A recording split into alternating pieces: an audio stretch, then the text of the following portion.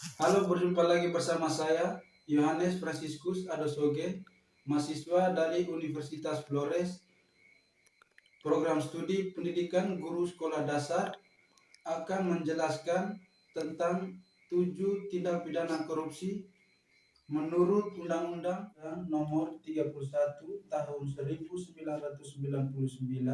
Selamat menyaksikan. Pada kesempatan ini, saya akan menjelaskan 7 kelompok tindak pidana korupsi menurut Undang-Undang Nomor 31 Tahun 1999, yaitu Undang-Undang Nomor 20 Tahun 2001.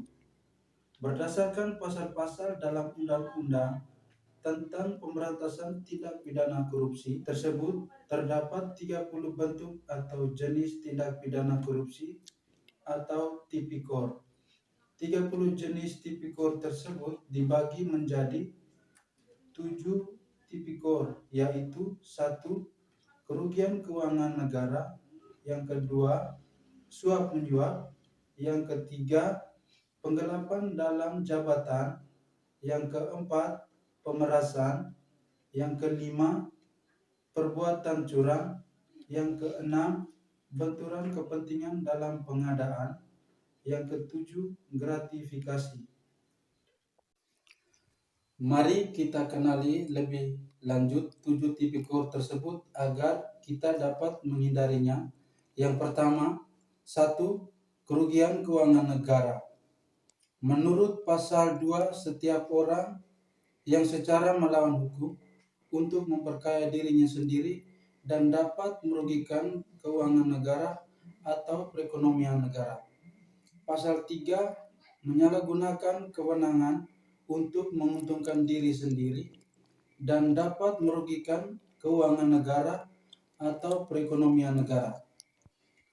Tindak melawan hukum mencakup perbuatan-perbuatan tercela yang menurut perasaan keadilan masyarakat harus dituntut dan dipidana.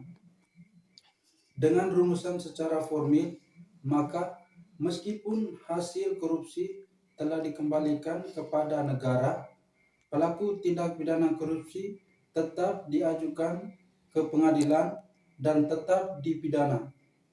Yang kedua, suap menyuap berupa pemberian atau menerima sesuatu, hadiah, atau menjanjikan sesuatu kepada pegawai negeri, penyelenggara negara, hakim, dan advokat.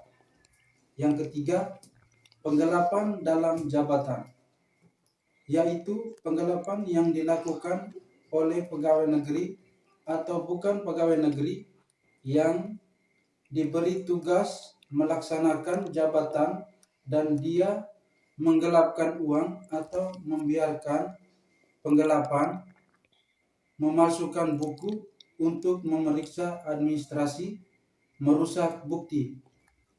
Yang keempat, pemerasan.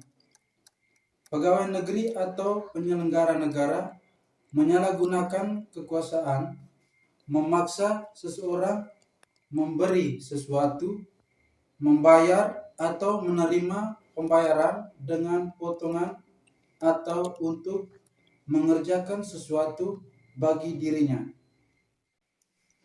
Yang kelima, perbuatan curang meliputi pemborong, ahli bangunan, pengawas proyek, rekanan TNI atau Polri, petugas yang mengawasi penyerahan bahan, penerima penyerahan bahan bangunan, yang berbuat curang atau membiarkan perbuatan curang yang dapat membahayakan keamanan orang atau barang atau keselamatan negara.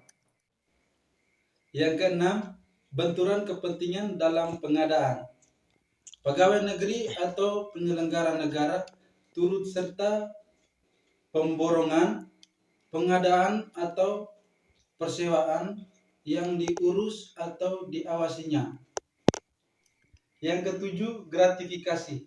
Setiap gratifikasi kepada pegawai negeri atau penyelenggara negara dianggap suap apabila berhubungan dengan jabatannya dan berlawan dengan kewajiban atau tugasnya dan tidak melaporkan pemberian tersebut kepada KPK.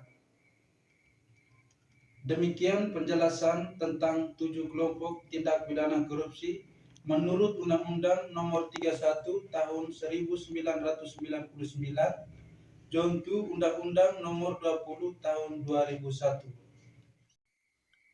Sekian dan terima kasih.